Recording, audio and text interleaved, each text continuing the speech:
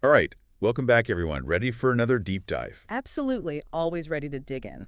Today, we're focusing on, well, I bet you can guess, Jeff Bezos. Ah, the man, the myth, the billionaire. Should be interesting. We've got a whole stack of Forbes articles, really recent stuff. And, everyone thinks they know Bezos, right? Amazon, space, all that. Yeah, but there's always more to the story, isn't there? Exactly. So we're going to go beyond the headlines, look at his philanthropy, his latest moves, even get a little personal. For example, did you know that before Amazon, Bezos spent summers on his grandfather's ranch in Texas, Really? Hard to picture him fixing fences or something. repairing tractors, actually, and windmills. Huh, that's kind of I surprising. know, right?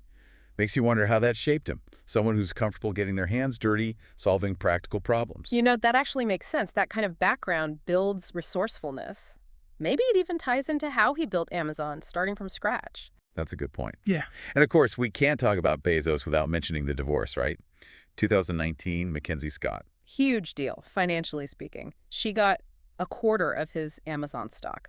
Became one of the wealthiest women in the world overnight, practically. And she's done some amazing things with that money. Lots of philanthropy, focused on social justice. So it's almost like the divorce created like two forces for change, each doing their own thing. Definitely an interesting outcome, that's for sure. But hold on, before we move on to the philanthropy stuff, there's this little tidbit, got to share it. Oh, let's hear it.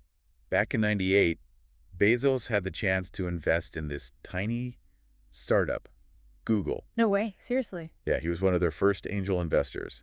Put in a cool $250,000. Wow. Imagine having that stock now. Right. Shows you that even someone like Bezos can miss out on, well, what could have been a massive, massive return. True. And it shows how fast things change in tech. One day it's a small bet, next day it's, well, Google. Okay, so philanthropy. This is where it gets interesting. 2020, big commitment. $10 billion Bezos Earth Fund. Fighting climate change, right. I remember that announcement. Yep, pledged to spend it all by 2030. He's given out $2 billion so far to different organizations. Not just writing checks, though. Bezos seems to be picking projects carefully, aiming for big impact, systemic solutions. I was reading about some of it, yeah. Developing carbon capture tech, supporting indigenous communities who protect forests. Exactly. Finding leverage points where his funding can really change things. And there's this recent donation, too, $110 million to fight homelessness. So it's like he's addressing these huge systemic issues, not just the symptoms. Climate change, homelessness. Some people might say, oh, he's rich, now he wants a clear conscience. But the way he's doing it, it feels different. It's strategic, like he's using the same problem-solving skills he used for Amazon, but on these global issues. Like he's thinking, how do we actually fix this, not just throw money at it? It'll be interesting to see what kind of impact these projects have long-term. So we've got Bezos, the tech guy, the space enthusiast, and now the philanthropist tackling big problems. What else is there? Well, we can't forget about his other ventures, the Washington Post, Blue Origin, his space company. Oh, right. And his little trip to space back in 21. Can't leave that out. The billionaire space race. And speaking of billions, have you noticed how his net worth keeps bouncing around? Like a tug of war with Larry Ellison for second richest person? I saw that. It shows you how much these rankings depend on the stock market, going up and down all the time. Back in August, his net worth dropped, what was it, almost $16 billion in one day. Ouch, that's gotta hurt, even for Bezos. Amazingly, it didn't even knock him out of the top 3 richest people. Wild, the scale of wealth we're talking about here. Speaking of Bezos and the media, that whole thing with the Washington Post, remember? He stopped them from endorsing Vice President Harris. Yeah, that caused a stir. He said he didn't want any bias, but people questioned his influence on the paper. Makes you think about journalistic independence, right? When the owner has strong opinions. It's a tough balance. On one hand, trust in media is crucial, but owners have their views too. Complicated situation. And then there's Amazon's sustainability efforts. Their climate pledge, net zero emissions by 2040. That's a big goal, 10 years ahead of the Paris Agreement target. But they've gotten some criticism too, people saying it's greenwashing, just for show. Well, for a company as big as Amazon, reaching net zero means huge changes. Their whole supply chain, everything. It's a massive undertaking. And it'll be interesting to see if they can actually pull it off, meet that commitment. Definitely something to watch. Actions speak louder than words, as they say. So we've got Bezos, this tech innovator, space guy, philanthropist, media owner.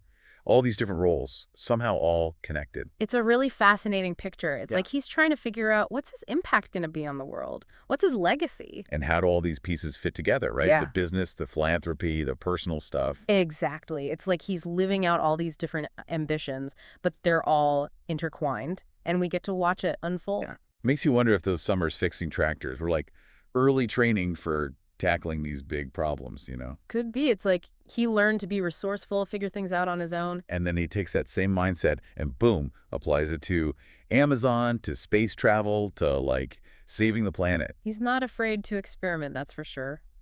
Take Blue Origin, for example. Pouring money into space tourism when a lot of people think it's a rich guy's hobby.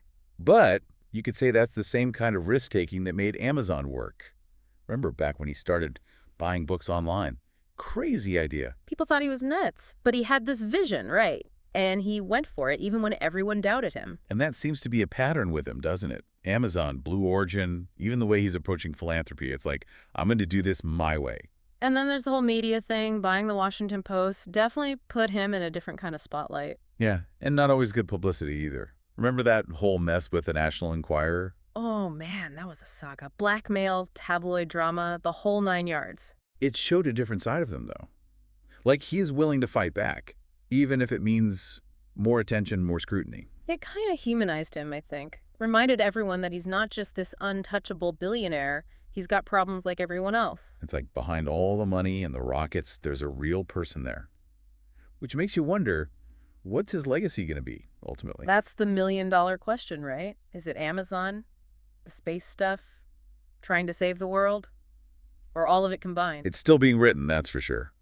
But one thing's certain, he's already changed the world in huge ways. How we shop, how we get information, how we even think about space. He's also made people think about things like, what's the responsibility of big companies? How much power should one person have? Like, he's this example of what's possible when you combine ambition and, let's face it, a ton of money.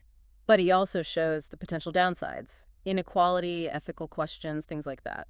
It's like he's a case study, right? In both the good and the bad of, like, extreme success. And these aren't just questions about Bezos, they're about the world he's helped create. This world where tech is everything, where the lines are blurry between online and real life. A world that's full of potential, but also a lot of risks. And as we try to figure it all out, I think looking at people like Bezos can be helpful. Yeah, seeing what they do, what works, what doesn't, it's like they're the pioneers and we can learn from their journey. They show us what's possible, but also what we need to watch out for. It's like he's holding up a mirror to society, showing us both the good and the bad. And then it's up to us to decide, okay, what do we do with this information? Do we just sit back and watch? Or do we try to make things better? Big questions, no easy answers. But I think the first step is to keep asking those questions, right? Keep the conversation going. Absolutely. We can't just ignore the problems or pretend they'll fix themselves. We got to be proactive. And maybe, just maybe, by looking at people like Bezos, we can figure out how to navigate this crazy new world and make it work for everyone, not just a few lucky ones. That's the hope, right? That we can learn from the past and build a better future. Yeah, it's a lot to think about for sure.